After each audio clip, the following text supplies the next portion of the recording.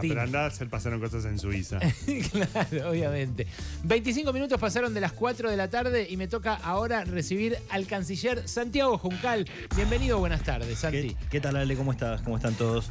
Volamos a Estados Unidos para un hito, creo yo, un gran revés que sufrió Donald Trump en la Corte Suprema de Justicia de su país, que nosotros llegamos a anunciar el viernes, porque estábamos acá haciendo el programa en vivo, pero por el cual todo el establishment político de Estados Unidos en este momento está en vilo, ¿no? Exactamente, Ale, así es, porque efectivamente la Corte Suprema de Estados Unidos el viernes pasado, la Corte de mayoría conservadora, le puso límites al gobierno de Trump al dictaminar que bajo determinada legislación él no podía implementar aranceles a la importación. Vale la pena analizar el alcance real de la decisión de la Corte, que, recordemos, en Estados Unidos cuenta con 9 miembros, de los cuales 6 fueron nombrados por gobiernos republicanos y de los cuales, a su vez, 3 fueron nombrados específicamente durante la primera presidencia de Donald Trump, es decir, entre 2017 y 2021. La decisión judicial del viernes pasado plantea que la Ley de Poderes Económicos ante Emergencias Internacionales, que fue sancionada a fines del 77, no autoriza al Poder Ejecutivo de los Estados Unidos a imponer aranceles a la importación. A ver, esa ley había sido utilizada tanto por el primer gobierno de Donald Trump como por otros gobiernos para embargar activos, para llevar a cabo restricciones o congelamientos o sanciones, pero nunca para justamente implementar aranceles. Desde que asumió en enero del año pasado su segunda presidencia, Trump se había apoyado en esta ley para implementar primero, en febrero del año pasado, los aranceles que impuso, recordarás, a México, Canadá y China en ese momento, y en segunda instancia, aquel famoso 2 de abril, al que él mismo llamó el Día de la Liberación Económica de Estados Unidos, prácticamente a todos sus socios comerciales. Sobre la base de esos acuerdos, sobre la base de esa legislación y esos aranceles recíprocos impuestos, después algunos países, entre los cuales está Argentina, llevó a cabo acuerdos recíprocos, digamos, ¿no? Donde justamente se implementaba una rebaja parcial a cambio de concesiones que daban los países en cuestión. Estados Unidos lo llevó a cabo no solo con Argentina, también con Corea del Sur, con Japón, con Reino Unido, con la Unión Europea. Bueno, todo eso queda en el limbo de alguna manera ahora, porque efectivamente son acuerdos que remiten a esa implementación original que ahora de alguna manera ha sido declarada ilegal por la propia Corte. Claro, lo que hizo Trump básicamente fue lo de Bandor, primero golpeo, después negocio. Exactamente, ¿no? Esa fue la estrategia de él. Usó, en este caso, la política arancelaria de Trump desde su primer gobierno es una moneda de cambio en muchos temas, pero también yo te diría que es una especie de bandera ya a esta altura. Es parte constitutiva del relacionamiento exterior que ha tenido Trump, de su unilateralismo.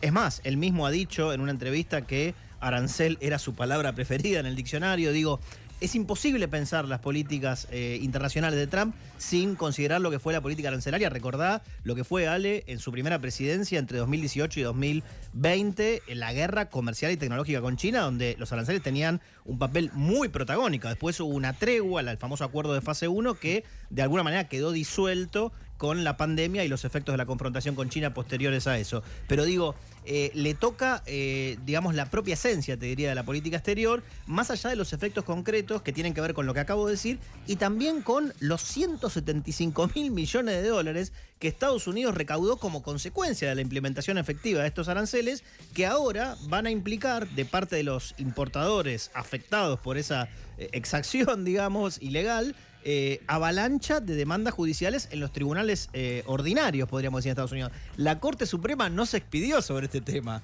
O sea que hay un montón de plata que recaudó el gobierno de Estados Unidos que ahora tendría que eventualmente devolver sobre la base de la decisión de la Corte. Espectacular. Es espectacular. Algunos incluso llegan a más y dicen, bueno, esto va a tener algún peso sobre la capacidad de financiamiento del gobierno de Estados Unidos, porque obviamente va a implicar que lleve a cabo otras políticas, por ejemplo, de endeudamiento. Eso va a poner presión en las tasas de interés y va a tener, a su vez, va a generar más incertidumbre en los mercados a nivel internacional. Bueno, no es necesario llegar a tanto para pensar que efectivamente esto es histórico, porque además 2 de los jueces que justamente avalaron la medida no solamente eran conservadores, sino que fueron nombrados por el propio Trump.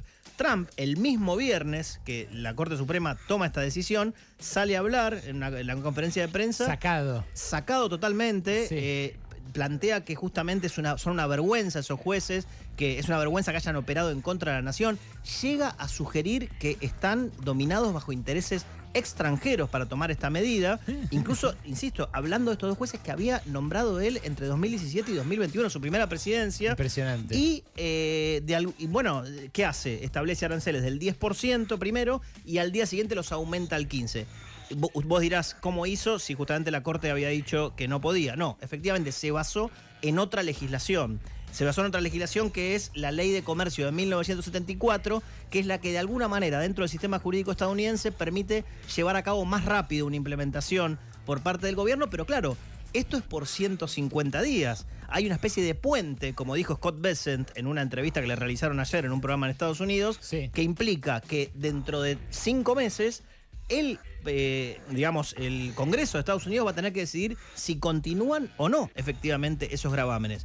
Y dentro de los republicanos, esto es materia de debate. Por eso justamente la Corte, que tiene, miembros, integrantes, nombrados por gobiernos republicanos, estuvieron en contra en algunos casos. O sea, no es que hay una homogeneidad de pensamiento dentro del Partido Republicano sobre cómo llevar a cabo los aranceles. Por eso incluso ciertos legisladores avalaron la medida de la Corte y hasta festejaron. En algunos casos son legisladores que tienen que ver, que están vinculados a ciertos sectores industriales, pero digo, más allá de eso, lo que continúa es la incertidumbre. ¿Qué va a pasar de acá a fines de julio cuando efectivamente el Congreso diga sí, continúan los aranceles o no? O sea, lo que plantea Bessent, de alguna manera, es una transición de incertidumbre que no hace otra cosa que, de alguna manera, ratificar lo que, por ejemplo, Ian Bremmer, un gran pensador, un gran analista internacional en estos tiempos, decía, sí, Estados Unidos se convirtió en los últimos años en el principal factor desestabilizador del orden mundial, en este caso, del orden comercial. O sea, no sabemos qué va a pasar con lo recaudado previamente por el gobierno de Estados Unidos, no sabemos qué va a pasar con los acuerdos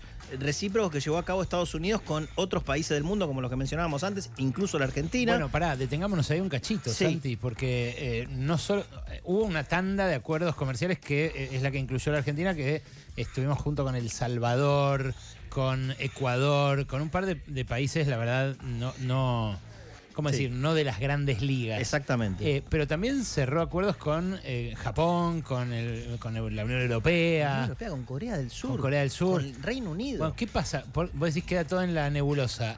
Concretamente, lo que atañe a la Argentina, ¿cómo queda? Bueno, a ver, había excepciones dentro de esos aranceles que se bajaban, ¿no? A 0%. Si ahora puso al 15%, con esta medida que llevó a cabo entre el viernes y el sábado, primero al 10, pero después al 15, digo, va a haber productos que habían quedado exceptuados de aranceles que ahora pasan a tener el 15%. Por tanto, Argentina no los va a poder hacer ingresar en el mercado estadounidense sino pagando ese arancel. O sea, ya empieza a tener consecuencias negativas para la gestión Milei este traspié de Trump allá. Yo creo que sí. Como mínimo, por el nivel de incertidumbre que se genera en los mercados. O sea, más allá, específicamente, de la cuestión de cómo se va a resolver esas excepciones, digo, no es casual que tanto Scott Bessent el fin de semana como Jameson Greer, el representante comercial de los Estados Unidos, hayan salido a los medios a decir que Estados Unidos iba a mantener los acuerdos, que estaban hablando con sus socios comerciales para que quede claro esto, no dijeron con qué socios comerciales específicamente, y tratando justamente de poner paños fríos a una situación que no expresa otra cosa, que parte del aparato de Estado del gobierno de los Estados Unidos se le puso en contra a Trump, el enemigo menos pensado en algún sentido, insisto, una corte conservadora. Recordemos cuando asumió Trump, que dijimos, asume con un poder como nunca tuvo. ¿Quién se lo puso a Estados Unidos en los últimos meses, podríamos decir? Organismos de derechos humanos que planteaban, demandas judiciales contra medidas vinculadas al ICE, por ejemplo, las marchas del No Kings, que a fines de marzo va a tener otro capítulo muy importante, pero digo, no otro poder, como en este caso el Poder Judicial, al nivel que lo hizo la Corte Suprema en esto, teniendo en cuenta que la Corte Suprema además le avaló todo a Trump. Llegó a plantear a mediados de 2024 que los actos oficiales que había cometido Trump en su primera presidencia no eran judiciables, tenía inmunidad frente a lo que iba a ser la elección que después le terminó ganando a Kamala Harris en noviembre. Disolvió la denuncia de Roe versus Wade, o sea, con políticas absolutamente antiabortistas, implicando eso, ¿no? Y además hizo que Estados Unidos, que el gobierno de Trump, durante sus primeros meses pudiera llevar a cabo medidas como los despidos que hizo el famoso DOGE, que en ese momento estaba al frente Elon Musk, ¿no? El Departamento de Eficiencia Gubernamental. La motosierra de ellos. Exactamente, la motosierra de ellos, y llegó a avalar que accedan a datos privados del sistema de seguridad social para llevar a cabo sus políticas de recorte y ajuste público. Es decir, le dieron todo a Trump hasta este momento. Por eso es histórico lo que pasó el viernes y también por lo que genera a nivel internacional. Vos me preguntabas al principio de esta columna, ¿volamos a Estados Unidos? Sí, volamos a Estados Unidos, pero también al resto del mundo también, porque se genera algo que implica la necesidad de reconfigurar relaciones y eventualmente reconfigurar acuerdos con sus socios comerciales. Es Santi Juncal a quien escucharon, nuestro canciller, nuestro columnista de política internacional, con un hecho que conocimos el viernes que generó revuelo y grandes repercusiones durante todo el fin de semana en Estados Unidos y Europa y que promete, como bien subrayaba él, marcar el pulso de la política en las próximas semanas. Gracias, Santi. De nada. Alejandro Berkovich, Gabriela Vulcano, Alejandro Wall, Nahuel Brado, de 14 a 17. Pasaron cosas en Radio con Vos.